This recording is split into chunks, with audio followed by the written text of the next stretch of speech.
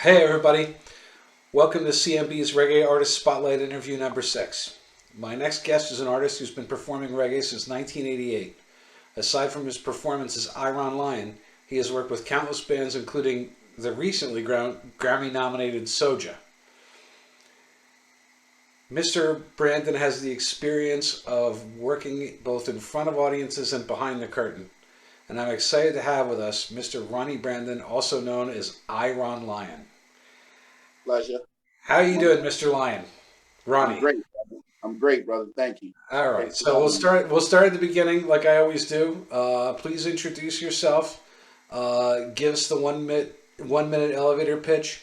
Who is Iron Lion? I am Ronnie Brandon, aka I Ron Lion. I'm Ronnie the Lion. Born on the south side of Chicago, 1974. Moved to Virginia in '84. Started doing reggae music in 1988. Okay. All right. So I'm presuming that the name Iron Lion comes from the Whaler song "Iron Lion Zion." Is that correct? No, not at all. Had nothing to do with that song. Oh, okay. Go ahead. I was I was the I used to share time as the lead singer of the Razor Posse, Drummy Zeb and the Razor Posse out of Richmond. Uh huh. And we used to perform every week at Emilio's on Broad Street. And me being young to being around a lot of Rastafarians in the city, Uh huh. after the show, everybody would be all uplifted. And Drummy would always say, when I showed up or when I would leave, he said, "Greetings, Iran. Greetings, Iran." Ah. Yeah, so Iran, everybody was I Nut. Peanut was, my keyboard player, I Nut. Everybody, Drummy always called everybody I, and then your name. So it'd be like, "Greetings, I Chris." He's just saying, "You're the I named Chris." Ah. Got it. Everybody's in the I, right? Uh huh. Yeah, we all Rastafari I. So I Chris, Iran. So Got at the it. time I was like looking for my stage name, marketable stage name. And I used to read the Bible a lot. And Psalms 2 verses 9, I stumbled upon scripture that said, he shall rule them with a rod of iron. So between Drummy always calling me that and me reading that scripture and then my divine purpose to guide my people, I was like, yo, I must be Iron Lion. And I always did love the lion thing with the reggae, like Mad Lion, one of my favorite artists. You know what I mean? So Lion's always appropriate in reggae. Mm-hmm. So Iron Lion. I was like, yo, it's Iron Lion. Got it. So tell me, where do you regularly play? Are you're in the Shenandoah Valley? You play Harrisonburg. Uh, what's what's usually your span of play?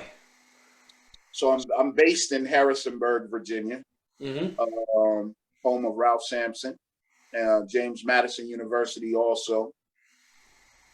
Most popular things about this little town. Um, we just entered into like a metropolitan zone of credited as having over 100,000 people in Rockingham County. Okay. That's Northwest Virginia. A lot of people not sure. Like, we're not in the state of West Virginia. We're still Virginia, but Mm-hmm. we're west of the capital city, Richmond, Yeah. 4 hours west of the beach. That's all the way down to the shore. We're in the mountains. Yes. So if you drive 20 minutes that way, you're in West Virginia. Right. Yeah. So So I mean, is that's pretty much the Shenandoah Valley area? yes, sir. Shenandoah Yes. Valley, Massanutten is known popular ski resort here, Forcation Right. Resort Water Park. And you're in Blue Harrisonburg is where James Madison University is, and then you have Ridge Mountains, Allegheny. Charlottesville. You have Charlottesville area, and then further down, um, I guess Roanoke's kind of far, but Roanoke's closer than DC. Roanoke's an hour and a half, hour 20. okay. Yeah. Virginia Tech, Blacksburg is 2 hours. I went to school at Radford University, which is right next to Virginia Tech. Oh, I didn't know that. You went to Radford. I'm a Radford 92 through 96, off and on. Oh, College, what Kanye say, college dropout. uh-huh. I couldn't I couldn't I couldn't resist staying in my room making beats versus going to class. So I was producing cats on campus back then, Okay. skipping class. Oh, But all right. I was a business admin student, so you know what I mean, still rubbed off. It still rubbed off when we major. Got it. Got it. Okay. So, who are your musical influences? Who do you really what kind of sound really appeals to you? Who do you like? Uh I like good soul music. I think when it comes to the music itself, much like Bob Marley, I have to give it up for the Godfather, James Brown. But then when it comes to I said that Bob said that was his favorite artist. Um, so yeah, I come from those roots, James Brown, soul, and when it comes to the message, the lyrics, definitely Bob Marley and Peter Tosh equally. Okay. All right. Talk to us about your different side projects. Tell us. Well, first off, tell me because I don't know. What is Grow Love? So Grow Love organization stands for Grow the Learning of Various Environments. Uh huh. Um, yeah, just through reasoning with brethren through the years, decided to have a nonprofit at some point. So it took 10 years, developed into Grow Love organization. I Hmm. used to run a little Iron Line World was actually Grow Records. If you will go back through my Okay. pictures and so forth, Grow Records, which I used to sell with a spell with a Z. Okay. So back in 2000, um, when I was forming a record label, and after this was a couple years after I left college too. During that college time that I mentioned, Ghetto Rebels organization I had created uh, for the purpose of GROW stood for Ghetto Rebels Organized. Hmm. So coming out of my neighborhood in Harrisonburg, and then being that I was born in Chicago, so I always had a activism type of vibe. Um, I came up with Ghetto Rebels organization to organize the youth and start doing like trash pickup, grocery shopping for elderly. I Hmm. just wanted to take a group of kids to the neighborhood and do good stuff so they could see us in a different light Hmm. instead of, always being the ones accused of selling drugs and, Hmm. you know, and all of that type of stuff. You know what I mean? So Ghetto Rebels organization um, became my record label, Grow Records, which was a hip hop dancehall roots, R&B record label, Grow Records. And then through the years, I just made Iron Line World became the label, and then Grow Love organization. The love I just put on that like 2 years ago. Ja revealed to me, learning of various environments. I said, yo, that's what's up. I wanted the nonprofit should be Grow Love organization, and we're gonna be throwing events where I'll be setting up tables with different cultures so people can walk around and learn of different cultures because it was the pandemic and Yeah. you know the world was all world been all scattered and people fighting tribal war and all kind of nonsense. So I said, man, people just need to love each other. You can't love the next culture if you don't understand it. That's fear. Hmm. People, you know what I'm saying? People run from and hate what they don't understand. That people fear what they don't know. So the best thing we can do is educate each other. So Okay. that's what grow love, learning of various environments, various cultures. So Okay. that's what I plan on doing with that. And who is Naughty Lions? the Natty Lions would be defined as my camp / band. Mm-hmm. So again, me coming into this many years ago and being able at this point to have met so many elders and had so many elders back me up on their instruments. 10, 15, 20 years have passed where I worked with so many people and I hire so many people show to show. I don't have like one set band all the time. Right. What I have is a camp, a fraternity, I like to call it, of a good 50 musicians that I can draw from. Right. And from that camp, the Natty Lions camp, comes the Natty Lions band, the 7571 Love band. Mm-hmm. Yeah, pretty So much. that's the thing, is that you get a Rolodex together, and depending on the configuration, you have different names for that. So if you're going to go to a venue, you can put the pieces in place. It started that way, but now I'm getting back to the root. I started 7571 Love band because in Virginia, that is one of the busier areas for reggae. And I have a lot of musicians that I work with down there. So being that I saw myself moving down there and doing a lot of work down there, I was like, I need something catchy so that people, automatically know what's up. 7571 Love, give us a call.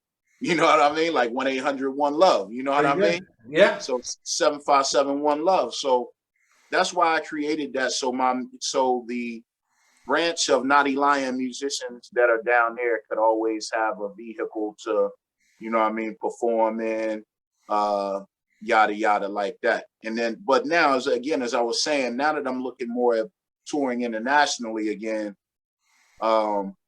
it's just Iron Lion and the Natty Lions band. That's my Bob Marley and the Wailers band. Mm-hmm. Iron Lion and the Natty Lions band. The only thing is the Natty Lions band right now doesn't have committed faces. Right. Okay. So, yeah, you might see us tonight. You might see Natty Lions band tonight with these 4 guys. Then see me in California next week with a different group of guys. Right. Still under the name Iron Lion and the Natty Lions band. Right. Okay, so you perform. I mean, you regularly perform with Chris Peanut Whitley of Stable Roots Reggae Band. So in 1983, when I moved to Harrisonburg, Virginia, I moved into a little neighborhood, and the first kid that I met that night, his name was Peanut, aka Chris Whitley. So from 1983, we started going to church together in that little neighborhood and singing in the gospel choir. My mom was the choir director. Okay. So he became somewhat of a big brother figure to me. On our church youth conventions, gospel, we sang in the gospel choir, so we would travel into and perform then. So Harrisonburg, Pennsylvania, Stilton, PA, shout out. You know what I mean? Second Concocton Baptist Youth Convention. But anyway, yeah, so that's how I met Chris Peanut Whitley. We got to high school, and like I said, he had 3 years on me. Mm-hmm. So my generation was a little younger. I was more in the Tribe Called Quest, Brand Nubian, all the hip hop coming out of New York. Busta Rhymes, you know what I mean? Anything like that, Conscious with flavor. He was more live band, hands-on instruments. Right? So we got to, I was in 8th or 9th grade. I was in 8th grade. I think he was in 11th. Mm-hmm. Like that, something like that. And the school was throwing a rock night talent show. And he wanted to be a reggae star. This was known in our hood. Like Peanut was the Bob Marley of our hood. Right. He wanted to be the reggae star. So I started out singing background for him. Okay. At our first talent youth showcase. What happened was, as as we stayed with it and bands would develop that we formed, he would always be forced to play keyboards. Okay. So he lost it. So I get pushed up to the front because he knew I could sing from the church. Got it. So he started pushing me up to the front. I'm like, man, you know, I don't like all them people looking at me. You know, I don't like all that attention and all that stuff. Like, I ain't about that. But I kept doing it and I started liking it. You know what I mean? A lot of stuff, a lot of prestige came with it. Mm-hmm. So we had our songs first where he was singing lead. I might have a little rap part in it at the most. And then eventually he was like, yo, you got to start writing because you lead, you at the front, you the lead singer. So you either going to be singing everybody else stuff or you better start writing how you feel. Right. And I was already writing little love poems in school to get girlfriends and stuff like that. So transition, you know, but that's Peanut. That's how we, right. You know, we ended up being a reggae band. And so Peanut was in Stable Roots Reggae Band? Or Stable Roots was our fourth band. We started as we had Unity, Shades of Gray throughout high school, and Crucial Substance 1 and 2. Okay. After Crucial Substance 2, Peanut joined Rastafarianism out of Morgantown, West Virginia. And they actually had a song in National Lampoon's Vacation or something. Okay. They were doing big festivals, well known, Rastafarianism, well known in the region in the 80s, early 90s, grassroots reggae. And Grateful Dead. They were Grateful Dead / reggae. Okay. So that's when my eyes got open to the festivals and, you know, closer to live bands and all of that good stuff. And but after he stepped away from them, he came home because that caused him to move over there to Morgantown. But that lasted for about a year in 1993. I was just graduating high school, dealing with college. He was trying to figure his thing out. And we ended up at home together with some other brethren. And we was like, yo, let's do it. And it was that time again. But I wasn't a part of the meeting when they settled on the name, Stable Roots. So I always had a problem with that, being the lead singer, not really caring for what you're selling. Okay. Because I felt like me being a business student, as well as, you know, from the streets, a hustler, at that particular time, I didn't think it was a smart move from some guys that weren't necessarily business oriented like that. No disrespect. But the Roots were just blowing up. And I just left Radford. I knew that because they came to my college. I saw the Roots. I connected with Wyclef, the Fugees, and Goody Mob on that tour. Talk Proswell and Wyclef, you know, they gave me love in Radford. Showed me love in Radford, started inviting me up to Booger Basement in New Jersey. Thought I was about to be a refugee camp member there for a minute. There you go. Yeah. But, you know, it just turned out. Connected with Clef a couple times at JMU too for shows he did. He did 2 shows there, the Carnival tour. So I met with him there, gave him a demo. Like I said, he was inviting me up. He showed love, but when you're making moves, you just start making so many moves, you just end up start doing everything yourself and realize I don't need this person or that person like I thought, or maybe their star is going down or they going through their thing. So the music business, that's the way the music business is going these days. Yes. Yeah, one goes up, one goes down, you know. And so I ended up just staying in my lane, doing my thing with Stable Roots. With Peanut, he was like, yo, I just got with Culture. I was like, who's that? He was like, they big from Jamaica. We big. And I was like, okay, I hear you. And again, in his free time, he would put me on stages with his little side band, Stable Roots being one of them. Okay. Which was appealing at the time because he was with Culture. I was kind of in limbo. And you know, he was with Culture and it was, you know, time to something had to give. Okay. All right. Oh yes, this question. Talk about what it takes to be an artist in a tough market. I see you leveraging all facets of the music business. You know, when I see you put a performance together, you promote it on social media. You know, you're working the phones. You sometimes have, you know, nonprofit things that are attached to it. I see you selling merchandise. You always make sure there's food and games around. There are kids, you know, stuff for the kids at events, trivia contests, raffles, and all this kind of stuff. That's that's a pretty broad thing to do for somebody who's performing in a band. Um, I've noticed that. Broad, Go ahead. broad and broke. Broad and broke, right? Broad and broke. Basically, the question I have is that, you know, you're in Harrisonburg, and there's a big scene in Virginia Beach. There's a big scene in D.C. Do you feel like you have to work harder to get things off the ground? Not being in a place where, you know, 10 or 15 reggae bands will rotate the set in a town like Virginia Beach or in D.C. Do I feel like I have to work harder out of here? Yeah, It's not so much nowadays. It's not work harder. A person needs to, in this business, you need to work hard, period. yeah. No, I get that. Number one. Yeah, But for what you're asking me, nah, it's not a geographical sufferation like that. Um, it's just more so knowing you.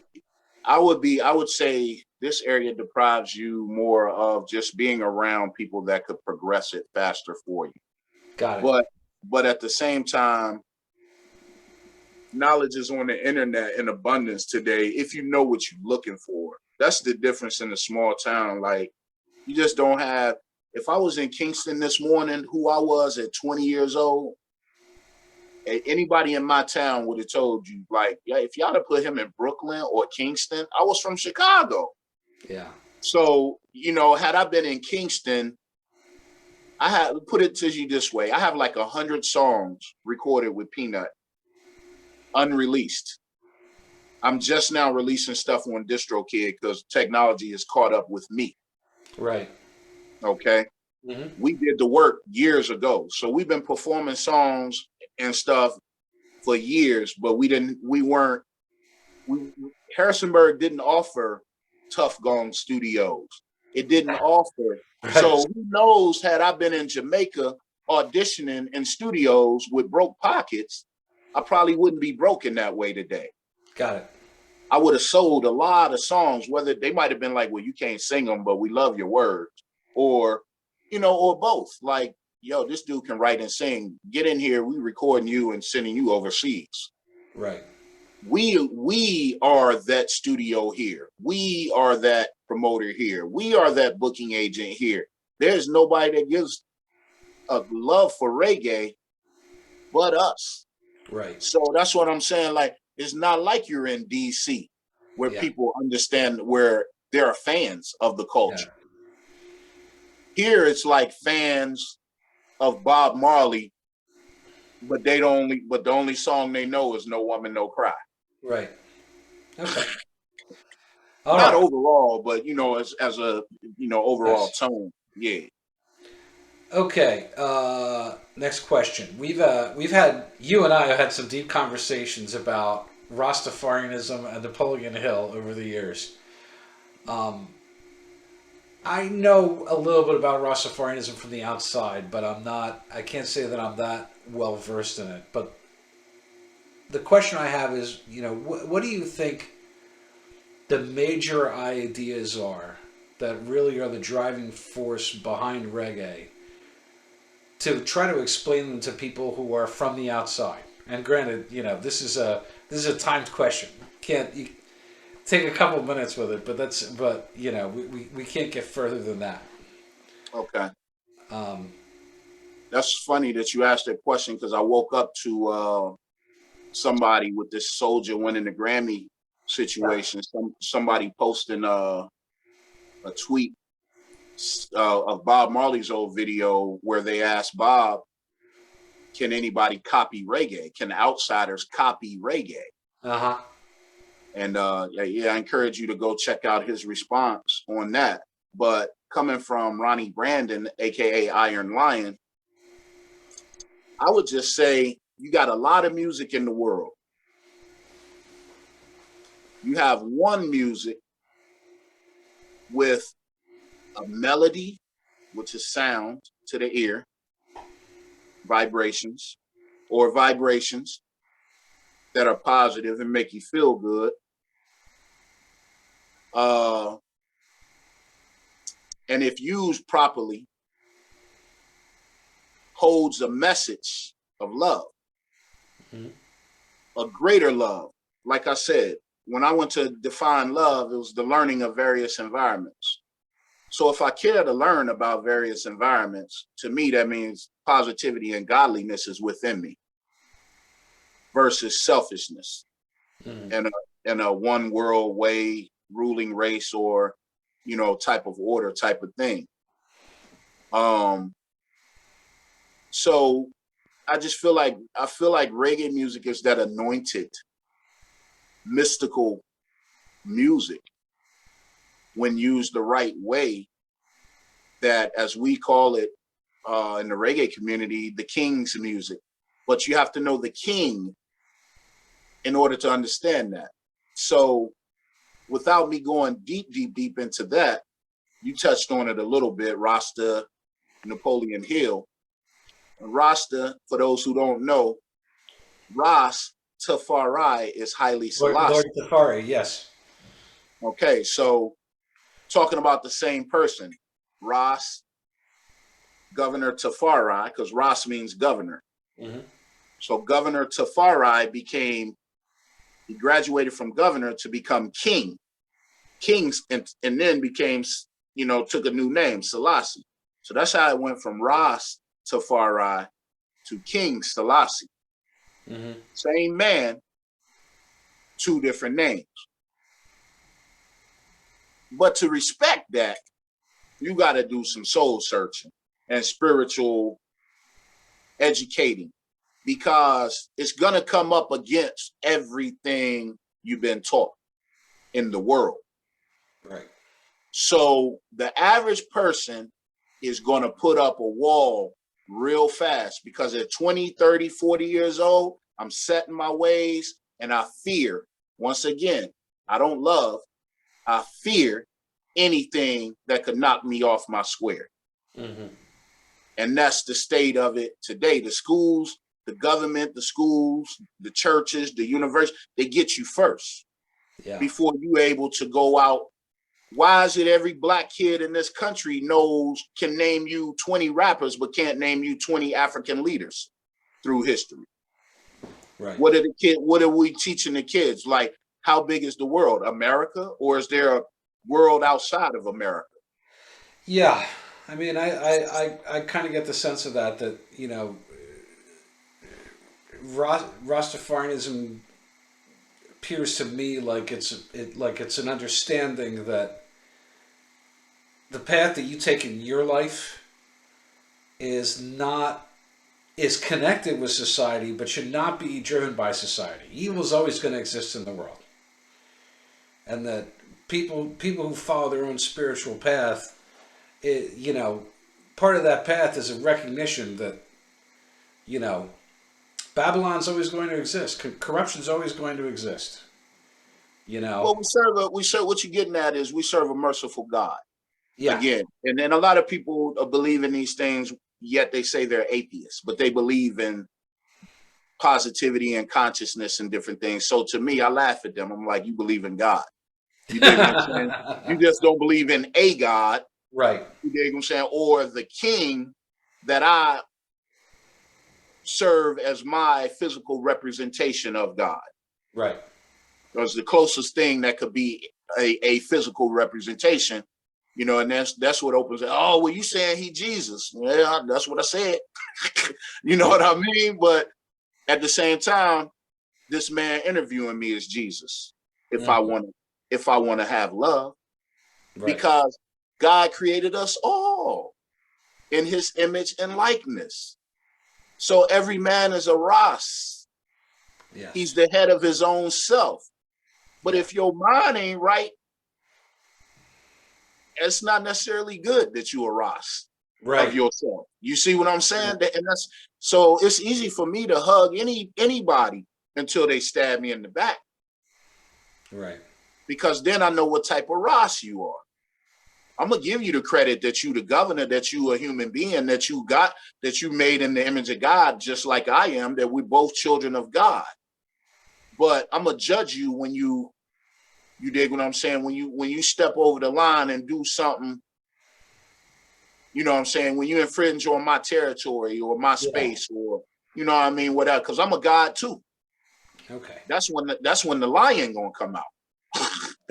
But I respect but I'm gonna respect your God. I'm gonna respect every other man God, because that's God. All right. Okay. So like I said, I'm trying to hit the time limit on here, and you know, I want to give some exposure, and you know, okay. So the last thing, anything you'd like to plug coming up? Yeah, two-way street. Grow love, or because I was left with a thought after that last little comment piece there. Grow love, or again, grow, because how can we do that if we don't grow love, the learning of various environments? How can I respect Buddha's God, Islam's God, Christianity's God? So many names for God. But as far as plugging, just please follow me with I'll be promoting my everything through Linktree, linktr.ee/IronLionWorld. That's the easiest place I feel today to put all your links that matter and give people a menu to choose from as far as what they want to go shop for. I have songs, show dates, merchandise coming, like the ILW Iron Lion World hat you see here. You know, so follow the pin right there under the CB Reggae, by the way. You know what I mean? Yeah. So, you know, I walk around with the CB Reggae shirt on in Harrisonburg, and people, oh, he's a part of something big. So I'm like, enough for me, man. I don't correct them. You just say, yes, sir. That's correct. Yeah, that's it. Yeah, it is big. That's why I tell them, yeah. So linktr.ee/IronLionWorld. And of course, there's ironlionworld.com, my website. Shows, CDs, shows, merchandise, new music, you can get there. All right. Well, thank you, Ronnie, for joining us. I just want to remind the audience that we'll be doing these interviews once every month. And stay tuned for the future of CMB Reggae and Iron Lion. Take care, Brandon. Shout out to all management companies and reggae bands, artists, everybody out there doing their thing. Big up all management companies and promoters like yourself. We ain't nothing without you. All right. Take care. Thank you. One love.